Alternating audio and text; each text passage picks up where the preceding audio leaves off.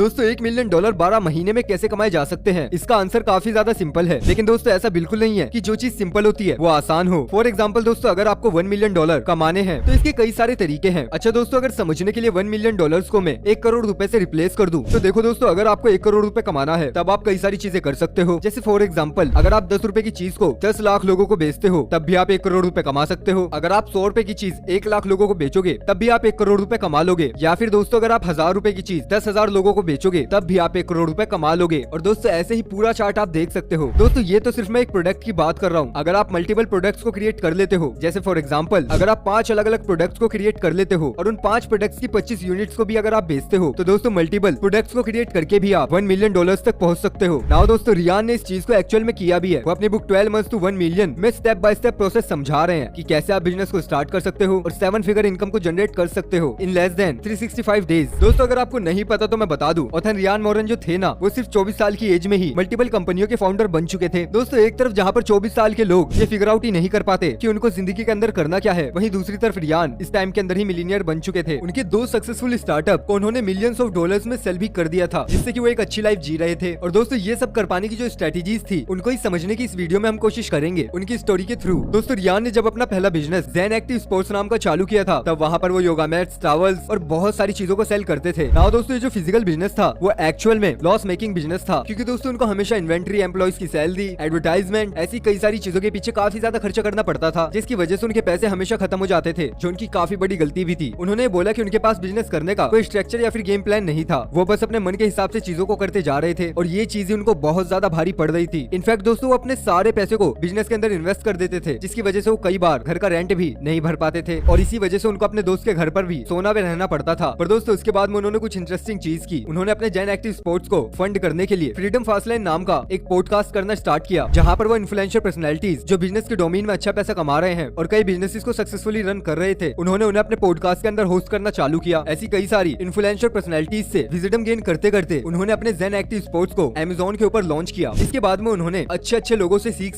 के सिस्टम और प्रोसेसेस बनाया और दोस्तों इस चीज ने ही उनके लॉस मेकिंग बिजनेसेस को प्रॉफिटेबल भी बना दिया। और दोस्तों इससे पहले जो ये कंपनी थी वो 1 मिलियन डॉलर्स का रेवेन्यू हिट करती, इससे पहले एक बहुत बड़ी फर्म थी, प्राइवेट इक्विटी फर्म। उन्होंने रियान को पैसे दिए और उस कंपनी को खरीद लिया और दोस्तों यहीं से उनकी जो मिलीनियर बनने की जर्नी थी वो हिट होना स्टार्ट हुई। दोस्तों ज़ेन एक्टिव स्पोर्ट्स को सेल अप करने के बाद उन्होंने अपनी सेकंड स्पोर्ट्स और न्यूट्रिशन कंपनी को लॉन्च किया, जिसके अंदर वो प्री वर्कआउट सेल करते थे। नाउ दोस्तों इस बिजनेस को भी स्केल करने के लिए उन्होंने इसको एक प्राइवेट कंपनी को बेच दिया, जिसके बाद ही started working on his third venture which was related to health oil. और गेस व्हाट, इसको भी उन्होंने प्रॉफिटेबल बना दिया। अब दोस्तों यहाँ पर सीखने वाली बात ये है कि रियान ने ऐसी कौन सी बिजनेस स्ट्रेटेजीज को सीखा और कौन सी चीजों को उन्होंने अपने ऊपर अप्लाई किया, जिसकी वजह से वो इतने सारे बिजनेसेस को खड़ा कर पा रहे थे और उसको बेच भी पा रहे थे, और वो भी बस कुछ ही महीनों में। तो दोस्तों इसका पहला आंसर आता है व्हाइट लेबल प्रोडक्ट। दोस्तों रियान की सक्सेस का सबसे बड़ा सीक्रेट था कि वो चाइना और वियतनाम में जो ऑनलाइन वेबसाइट होती है, जैसे कि अलीबाबा, वहाँ से वो लोअर कॉस्ट के प्रोडक्ट्स को मंगवाते थे बल्क में और फिर उसके बाद में उसको अमेज़न पर अपने ब्रांड का थप्पा मारकर हाई प्रॉफिट्स में उसको बेचते थे। नाउ दोस्तों ये जो प्रोडक्ट्स होते हैं जिनके ऊपर आप अपना थप्पा लगा सकते हो, उनको व्हाइट लेबल प्रोडक्ट्स बोला जाता है। इसका क्लासिक एग्जांपल है माइक्रोमैक्स कंपनी का, जो चाइना की प्राइवेट कंपनी से मोबाइल फोन इंपोर्ट करवाती थी और उनके ऊपर माइक्रोमैक्स की ब्रांडिंग करके वो उस फोन को सेल कर देते थे। मतलब कि दोस्तों बेसिकली माइक्रोमैक्स कंपनी का कोई मैन्युफैक्चरिंग प्लांट नहीं था, वो बस उसको ब्रांडिंग करके सेल कर रहे थे। और दोस्तों यही चीज ऑथर भी करते थे, जो उनका नंबर 1 सीक्रेट भी था। दोस्तों अगर अब हम इस बुक की बात करें तो इस बुक को बेसिकली ऑथर ने 3 स्टेजेस के अंदर डिवाइड किया था, जिसको वो कहते हैं कि आपको फॉलो करना चाहिए 1 मिलियन डॉलर्स तक पहुंचने के लिए। पहला स्टेज होता है ग्राइंड स्टेज, जो स्टार्टिंग के 1st to 4th मंथ के लिए होता है। और दोस्तों सेकंड स्टेज होता है ग्रोथ स्टेज, ये 5 से 9 महीने के लिए होता है। और थर्ड होता है द गोल्ड, जो होता है 10वें से 12वें महीने के लिए। नाउ दोस्तों इन तीनों स्टेजेस से अगर आपको गुजरना है तो सबसे पहले तो आपको ये क्वेश्चन पूछना है कि what product should I sell, जिसको आप ग्राइंड स्टेज भी बोल सकते हैं। पहला स्टेप। नाउ यहाँ पर वो पॉल मिलर का एग्जांपल बताते हैं। दोस्तों पॉल मिलर एक सक्सेसफुल बिजनेसमैन थे, जिनको रात को बराबर नींद नहीं आती थी। तो दोस्तों वो क्या करते थे, हेडफोन लगाकर वो पॉडकास्ट सुनते रहते थे, जिसको सुनते सुनते वो कई बार सो जाते थे। लेकिन दोस्तों ये चीज करते वक्त उन्होंने रियलाइज किया कि हेडफोन का यूज करना सोने के टाइम काफी ज्यादा अनकंफर्टेबल था। और दोस्तों ऐसे ही कई बार हेडफोन्स की क्वालिटी भी अच्छी नहीं होती थी। उनको ये लगा कि वो हेडफोन को बेटर बना सकते हैं, इसीलिए दोस्तों फिर उन्होंने कुछ क्वांटिटी में हेडफोन्स मंगाए और उन्होंने उनको खोल के उनकी ऑडियो क्वालिटी को और बिल्ड क्वालिटी को बेहतर बनाया। हेडफोन्स को एक्सपेरिमेंट कर करके और ज्यादा कंफर्टेबल बनाया, ताकि आपको सोते टाइम भी म्यूजिक या फिर पॉडकास्ट अगर सुनना हो तो आप कंफर्टेबली उसको सुन सको बिना आपको प्रॉब्लम हुए। और दोस्तों यहीं से जन्म हुआ कोजी फोन्स नाम के स्लीपी हेडफोन्स का, जो उन्होंने फिर अमेज़न के ऊपर सेल करना स्टार्ट किया। और दोस्तों आपको जानकर हैरानी होगी कि ये चीज लोगों को इतनी ज्यादा पसंद आई कि कुछ ही टाइम में बेस्ट सेलिंग प्रोडक्ट बन गया अमेज़न के ऊपर। दोस्तों अमेज़न के ऊपर आते ही उन्होंने कोजी फोन्स को बहुत बड़ी क्वांटिटी में सेल करना स्टार्ट किया और फिर 4 साल में पॉल ने कोजी फोन्स को 6 मिलियन डॉलर्स का रेवेन्यू जनरेट करवाया। है ना दोस्तों ये चीज अमेजिंग। पर दोस्तों उन्होंने एक गलती कर दी, उन्होंने अपने प्रोडक्ट का पेटेंट नहीं करवाया था, जिसकी वजह से कई सारे कॉपी कैट स्ट्रेटेजी को यूज करने वाले लोग आ गए जो उनके प्रोडक्ट को कॉपी करने लग गए थे। और दोस्तों ये चीज काफी कॉमन भी है, जहाँ पर लोग किसी भी प्रोडक्ट का हिट होने का वेट करते हैं और फौरन फिर उसको कॉपी करके उसी प्रोडक्ट को सस्ते दाम में बेचने लग जाते हैं, जिसकी वजह से कंपटीशन बहुत बढ़ जाता है। और दोस्तों इस चीज को बीट करने के लिए पॉल ने क्या किया, उन्होंने यहाँ वहाँ पे ज्यादा फोकस करने की बजाय उन्होंने बोला कि वो अपने प्रोडक्ट को और बेटर बनाने पर फोकस करेंगे, जहाँ पर वो बेस्ट से बेस्ट अपना प्रोडक्ट देंगे और कस्टमर को बेस्ट से बेस्ट सर्विस देंगे। और इसी एजेंडा के साथ वो आगे बढ़ते रहे। उन्हें पता था कि अगर वो अपने प्रोडक्ट्स को बेटर बनाते रहेंगे तो इजीली वो अपने कॉम्पिटिटर्स को बीट कर देंगे उनके अच्छे रिव्यूज की वजह से। और दोस्तों ऐसे उन्होंने स्टार्टिंग में काफी ग्राइंड किया अपने प्रोडक्ट को अच्छा विनिंग प्रोडक्ट बनाने के लिए, जिस चीज ने उनको मिलियंस डॉलर्स कमा के दिए। और दोस्तों ऐसे ही कुछ आपको भी स्टार्टिंग में करना पड़ेगा। दोस्तों यहाँ पर आप देखो कि कौन सा प्रोडक्ट आप बना सकते हो, ऐसी कौन सी मार्केट में नीड है जो आप खुद से मेहनत करके फुलफिल कर सकते हो, लोगों की जरूरतें पूरी कर सकते हो, उसके ऊपर ग्राइंड करो। At starting it's all about the grind. और दोस्तों अगर आप अच्छे से ग्राइंड करके अच्छा सा प्रोडक्ट निकाल देते हो तो सेकंड आता है create a series of product and make 25 sales per day, जिसको बोलते हैं ग्रोथ स्टेज। दोस्तों एक बार जब आपका एक प्रोडक्ट बन गया तो उसके बाद आपको मल्टीपल प्रोडक्ट्स के ऊपर फोकस करना है। दोस्तों इसके एग्जांपल के लिए ऑथर एब्री मार्कर्स का बताते हैं, जो एक्चुअल में एक हसलर थे। दोस्तों उन्होंने कई मल्टीपल वेंचर्स स्टार्ट किए थे। दोस्तों उनका जो फर्स्ट वेंचर था टॉयज और हैंगओवर सप्लीमेंट्स का, उनको उसके अंदर जरा भी सक्सेस नहीं मिली थी। बट दोस्तों going back to time, Aubrey बोलते हैं कि उस टाइम पर मैं रेडी ही नहीं था, मेरे पास उतनी ज्यादा इन्फॉर्मेशन नहीं थी और बहुत सारी चीजों के अंदर मैं लैग कर रहा था। जबकि दोस्तों उन फेलियर्स ने भी मुझे बहुत कुछ सिखाया। जैसे कि दोस्तों 3 इंपॉर्टेंट चीजें जो मैंने सीखी अपने फेलियर से, अपने प्रोडक्ट के हिट ना होने से। Number 1 how to create product, number 2 how to sell product, number 3 how to advertise product. दोस्तों इस पूरे प्रोसेस में उन्होंने बहुत सारे लोगों से नेटवर्क भी किया और नेटवर्क करते करते उनकी मुलाकात द नंबर 1 पॉडकास्टर जोए रोगन से हुई। जोए ने ओब्रियो को अपने इस पॉडकास्ट के अंदर इनवाइट किया और बातों ही बातों में ओब्रोई ने टॉयज के प्रोडक्ट को प्रमोट कर दिया। जैसे ही जोए ने उनसे पूछा कि व्हाट आर यू इनटू, ओब्रोई ने कहा I am into nootropics. Nootropics basically दोस्तों एक सप्लीमेंट है जो आपके ब्रेन पावर, मेमोरी, मोटिवेशन और फोकस को बूस्ट करता है। नाउ दोस्तों पॉडकास्ट में ओब्रोई ने बोल दिया कि मैं पूरे वर्ल्ड के अंदर सबसे बेस्ट न्यूट्रोपिक्स बना सकता हूँ और ये मैं बनाकर भी दिखाऊंगा। तो इसी टाइम पर जोए ने ओब्रोई से प्रॉमिस किया कि आप बेस्ट न्यूट्रोपिक्स सप्लीमेंट बनाकर दिखाओ। जिसके बाद ओब्रोई ने बहुत सारी रिसर्च करी, एक्सपेरिमेंट्स करे और एक बेस्ट प्रोडक्ट बना भी दिया। और प्रोडक्ट बनाने के बाद उसको उन्होंने जोए रोगन को टेस्ट करने के लिए दिया। नाउ दोस्तों जोए ने जब उसको ट्राई किया तो उनको वो काफी ज्यादा पसंद आया। इसलिए दोस्तों फिर उन्होंने ओब्रोई के साथ पार्टनरशिप करने का डिसीजन ले लिया। और दोस्तों फिर वो अपने सप्लीमेंट को अपने मिलियंस ऑफ फॉलोअर्स के सामने लेकर आने लग गए, जिसके बाद में दोस्तों प्रोडक्ट बहुत तेजी से सेल होना शुरू हो गया। दोस्तों इस प्रोडक्ट का नाम था अल्फा ब्रेन, जो सेल्स के ऊपर फिर स्काई रॉकेट होने लग गया। दोस्तों उसका इतना ज्यादा ऑर्डर होने लग गया कि उनके पास इन्वेंटरी ही नहीं बची। और दोस्तों गैस व्हाट, इसके बाद उन्होंने अपना दूसरा प्रोडक्ट लॉन्च किया। और दोस्तों ये जो दूसरा प्रोडक्ट था वो रिलेटेड मूड था। और दोस्तों इस प्रोडक्ट का नाम उन्होंने रखा पिनवुड, जो बेसिकली आपका मूड इंप्रूव करने के लिए हेल्प करता है। और दोस्तों यहीं से शुरुआत हुई ऑनेट नाम की कंपनी की, जिसके अंदर मल्टीपल प्रोडक्ट्स को सेल करके मिलियंस ऑफ डॉलर्स कमा रहे हैं। दोस्तों ऐसी सेकंड स्टेज में एक बार जब आपको समझ आ जाता है कि एक प्रोडक्ट कितना ज्यादा हिट हो सकता है, तो ऐसे ही आप मल्टीपल प्रोडक्ट्स क्रिएट करना स्टार्ट करो, उसी नीड से रिलेटेड या फिर उससे अलग भी चलेगा। दोस्तों अगर आप मल्टीपल प्रोडक्ट्स को सेल करोगे तो दोस्तों उनको कंबाइन करके वो आपको काफी अच्छा रेवेन्यू दे सकते हैं। दोस्तों इन चीजों के ऊपर आपको फोकस करना है 5वें से 9वें महीने तक। अब दोस्तों इसके बाद आती है लास्ट स्टेज, जिसको बोलते हैं द गोल्ड स्टेज, जहाँ पर दोस्तों आप यूज कर सकते हो एडवर्टाइजमेंट का। दोस्तों इस स्टेज के अंदर आपका मैक्सिमम फोकस एडवर्टाइजिंग और मार्केटिंग के ऊपर होना चाहिए। दोस्तों इस स्टेज के अंदर आपको गूगल एड्स, फेसबुक एड या फिर किसी इन्फ्लुएंसर्स को पे करके अपने प्रोडक्ट को जितना हो सकता है उतना प्रमोट करवाना चाहिए, ताकि उसकी अच्छे से अच्छी मार्केटिंग हो सके और वो मिलियंस ऑफ कस्टमर्स तक रीच कर सके। दोस्तों यहाँ पर आपकी क्रेडिबिलिटी भी स्टैब्लिश हो जाती है। दोस्तों ये प्रोसेस आपको कॉस्टली लगेगा। दोस्तों इस प्रोसेस के अंदर आपको कॉन्स्टेंटली रीइन्वेस्ट करना पड़ेगा, ताकि आप उसको बड़े स्केल पर लेकर जा सको और ज्यादा पैसे कमा सको। नाउ दोस्तों स्टार्टिंग की स्टेज में अगर आपने अच्छे से ग्राइंडेड करी है, अच्छे प्रोडक्ट्स को क्रिएट किया है, तो इस स्टेज के अंदर आपको काफी अच्छे रिवॉर्ड्स भी मिलेंगे। और इसके साथ साथ दोस्तों आपको 2 चीजें और करनी है, जो 4th पॉइंट है, tweaking your product for a year. दोस्तों ट्राई फिटनेस के ओनर जेरेमिया किंगमैन ने अमेज़न के ऊपर अपना प्रोडक्ट रजिस्टर कर लिया था। दोस्तों ये एक cell phone arm band product था जो उन्होंने चाइना से वाइल्ड लेवल किया था। दोस्तों फर्स्ट बैच के लिए उन्होंने सिर्फ 400 प्रोडक्ट ही इंपोर्ट करवाए थे, क्योंकि दोस्तों उनको पहले पता करना था कि ये प्रोडक्ट सेल भी कर सकते हैं या फिर नहीं। और दोस्तों कस्टमर रिव्यू सबसे इंपॉर्टेंट होता है, इसलिए दोस्तों उन्होंने सबसे पहले कुछ ही प्रोडक्ट्स को इंपोर्ट करवाया और फिर उसके बाद में उन्होंने कस्टमर्स के आउटपुट लिए और उसके हिसाब से अपने प्रोडक्ट के अंदर चेंजेस करवाए। जैसे कि फॉर एग्जांपल पहले बैच के अंदर कस्टमर्स को आर्म बैच बहुत ही ज्यादा छोटे लग रहे थे, दूसरे बैच में आर्म्स बैंड का साइज काफी बढ़ा दिया गया था। बट फिर दोस्तों ऐसे ही चेंजेस करते करते उन्हें परफेक्ट साइज भी मिल गया। दोस्तों ऐसे ही कस्टमर्स के फीडबैक लेते लेते उन्होंने एक ऐसा आर्म बैंड डिजाइन कर दिया था जिसको कस्टमर्स पहनकर बहुत ज्यादा खुश थे। और दोस्तों इसी तरीके से जो ट्राई फिटनेस के आर्म्स ब्रांड थे वो मार्केट प्लेस के अंदर एक यूनिक प्रोडक्ट बन गए थे। दोस्तों ट्राई फिटनेस ने 3 महीने में ही अच्छी सेल्स पर डे के मैजिक नंबर को क्रॉस कर दिया। और दोस्तों ये सब कैसे हुआ? जस्ट बिकॉज उन्होंने अपने पार्टनर के साथ बहुत सारे एक्सपेरिमेंट करे, अपने प्रोडक्ट्स को इंप्रूव करा और साल के एंड में अपने कॉम्पिटिटर्स के कंपैरिजन में 4% पॉजिटिव रिव्यू ले लिए, जिसने की सारा का सारा गेम बदल दिया। अब दोस्तों लास्ट पॉइंट आता है ऑथर्स सीक्रेट। दोस्तों इस सीक्रेट ने रैन को मिलियनियर बनने में बहुत मदद करी। रैन विनिंग प्रोडक्ट को होलसेल में चीपर रेट्स में खरीदते थे और अमेज़न FBA पे रजिस्टर करके हाई प्रॉफिट मार्जिन पर बेच देते थे। अब दोस्तों अमेज़न FBA क्या होता है? तो दोस्तों बेसिकली अगर आप एक सेलर रजिस्टर करते हो तो अमेज़न आपको storage, free shipping, fast delivery और बहुत सारी फैसिलिटीज प्रोवाइड करता है, जिससे कि वो सिंपली चीपर रेट्स पर प्रोडक्ट्स को खरीदते हैं और फिर अमेज़न पर हाई मार्जिन पर रीसेल कर देते हैं। ऑथर कहते हैं कि इनिशियली आपको डिफिकल्टीज आएंगी, बहुत डीप रिसर्च करना, नॉलेज लेना, ये सारी चीजें होती रहेंगी। लेकिन दोस्तों बस आपको मैजिक नंबर हमेशा याद रखना है, जो है 25 सेल्स पर डे, जिसका कॉस्ट होना चाहिए इतना। और दोस्तों अगर आप इतना कर लेते हो तो आप उस मैजिक नंबर को अचीव कर लोगे अपने साल के एंड तक और उससे पहले भी। तो दोस्तों ये